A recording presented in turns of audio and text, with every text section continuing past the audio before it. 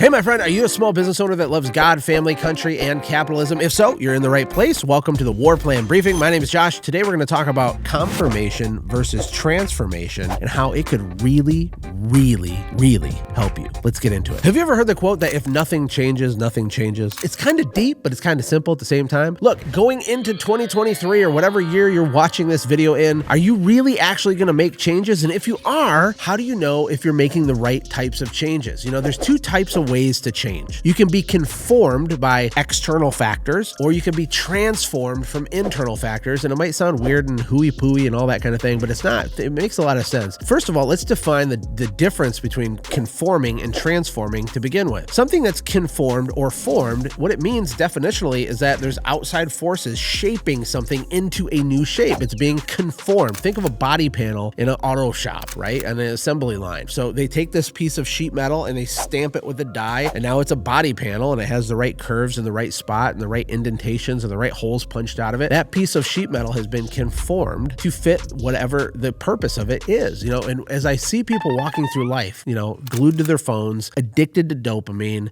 watching heli weird and all these things, going to the movie theater, what we oftentimes don't understand is that we're constantly being miniaturely conformed to societal ideas, pressures, values, beliefs, and principles. It's happening all the time around you. It's like this external pressure pushing on you to adapt, to change per, you know, the gatekeepers and the overlords' wishes. And that's not a good thing, right? You know, true freedom is being able to live, move, and have your being the way that you want to, and being true to yourself. You know, if there's freedom in Christ and your identity is found in God, that's where it needs to come from. But if you think about it, what kind of effect has that had on you? And bleeds over into business as well. You know, there's this concept of the town elders. There's the way things have been done. You know, around here we do things like this. And these town elders, these entrenched, you know, veterans of whatever industry that you're in, they try to tell you things that aren't true, but they really feel true because everybody just accepts it as true. This is an example of them trying to conform you to fit their narrative, their version of how things are supposed to be. You know, the people that disrupt industries, they don't get conformed, they transform. We're going to talk about that in a second. But do you have a town elder in your industry, in your business, that says you got to do it like this? There's these 3 steps to do it this way. No, you can't do it like that. You can't break that rule. If I had a list, maybe I'll do a video on this in the future, a list of all the times people told me how stupid my ideas were, but I did them anyway, it would be a pretty long list. And most of my success came from those ideas that the town elders said were stupid. The idea here is not to be conformed. You know, the Bible says to be transformed by the renewing of your mind. What does that mean, practically speaking? Well, it means that you need to be transformed, which is inside out transformation, right? It's not the external pressure pushing in on you and shaping you like a body panel. It's you changing on the inside to an extent that you change the reality of matter and energy and relationships. You change the outside world with the stuff that's going on in your inside world. How profound is that? That's insane, right? Be renewed by the transforming of your mind. So how do you do that? Well, it has to do with inputs and outputs. It has to do with what you consume. You know, you've heard the phrase that you are what you eat, and it's true with information too. It's true with the media and any kind of content going into your eyes and your ears. You know, some people call your eyes gates. They call your ears gates because it's a gate. You can open and close it, right? But really, it's like a gate to your house. You know, your mind and what you believe is true is the control operating system for your life, for all of your behavior. I saw this amazing teaching from Myron Golden where he talks about how thoughts that come into our head, you know, unimpeded at all, they just come in, they flood in like little arrows, right? The thoughts, if you let them linger in your head, will turn into beliefs in your heart. And the beliefs that we have in our heart control the actions of our hands. You know, thoughts become beliefs, become actions automatically. Like, this is how it works. If you've seen the movie Avatar, it's all about how you have these meat suits of these bodies, right? And these bodies are running around. They're controlled by a consciousness somewhere else. It's an external consciousness, right? Now, of course, there's the native actual Avatar people that are, you know, natives on the planet, but the humans come in there and they start controlling these Avatar suits. That's kind of like how it works. If your spirit is your software, your body is the hardware. And the beliefs that you have in your heart, in your spirit, at the soul level, okay, these beliefs are what dictate what you do and don't do because they dictate what you feel. They dictate your fight or flight or freeze response with all situations. And I know I'm getting a little deep here, but my point is that you need to be transformed from the inside out. We need to change your beliefs. And the only way to change your beliefs is by curating your thoughts. And we have to close the eyes and the ear gates on things that are not in alignment with who God says that you are. You know, the Bible is truth with a capital T. And it don't matter what other people say or comment on it. It ain't going to change anything. You can believe with your heart, with all of your heart, that the sky is green, but I got a secret for you, my friend. It's still blue and you're just wrong. So here's the thing. I don't want you to be conformed in your small business to the rules the town elders set for you. I don't want you to be conformed in your faith by, new postmodernism Christian ideas that are trying to get you to bend and twist what's very clear if you actually read the book. I don't want that. I want you to be transformed by the renewing of your mind. So you have to control the content and the information that you give permission to speak into your life, because even if you're really strong in your faith and you're strong in your convictions, it doesn't take that long to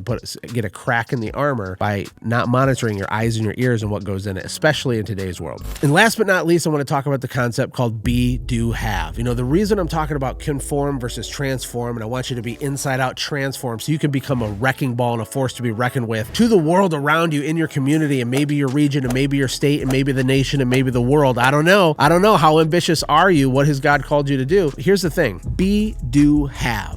People want to have stuff. People are very materialistic, especially in Western society. We buy things we can't afford to impress people we don't like, and we don't even need these things in the first place, right? It happens all the time. Even good people, we fall into this trap. And the reason this happens is because there's a 3-step formula on how to manifest, God's will for your life. It's who do you have to become so that you can effortlessly do what needs to be done, so then you'll automatically have what it is you're supposed to have. People do it backwards. They try to do the have. Gimme, gimme, gimme. I want the hot tub. I want the jet ski. I want the bass boat. I want the vacation. Oh, I deserve it. Oh, I earned it. Oh, I worked hard for it. Push pause on that line of thinking for a second. If you start curating your thoughts, which will transform your beliefs, the actions in your hand will start to change. And what that means, my friend, is that you are you're becoming more. You're leveling up who you are. We're called human beings for a reason. We're human beings, right? The idea is to grow as a person. And I have a question for you. Who do you have to become more easily do what needs to be done to automatically have what you're supposed to have? You see, the stuff that you have right now is a manifestation of who you are. Now, there can be temporary setbacks, okay? I'm not talking about just relationships and love and things like that. When it comes to economics, okay, the money that you have in your bank account, kind of the success or constraint that you're having in your business is a representation of who you have become to this point. Now, there's lots of room to grow. Everything God made, He designed to grow and expand and work, right? He created fish to fly and they fly, and fish to swim and they swim. And He created you to grow and expand and create. If we're made in God's image, He's a creator, so are you. You're a creator too. If you put a vision in your heart for something big for your life, that's the have, okay? Be, do, have. If you know you're supposed to have this thing so you can build orphanages, or you're supposed to have this result or accomplishment so you can change the world for whatever reason you want for you, that's for you. This have can only be attained by becoming more so that you can do more, right? If you only try to do without becoming, you're going to get burned out and fall over. So that's my message for today. I want to encourage you to become transformed, not confirmation, but transformation from the inside out, so you can be a force to be reckoned with in the world around you and change the people's lives that you're meant to change and serve the people you're meant to serve. Hey, my name is Josh, and this channel is for entrepreneur families. And I hope you're enjoying this content. And if you are, please subscribe and tell your friends and share the video and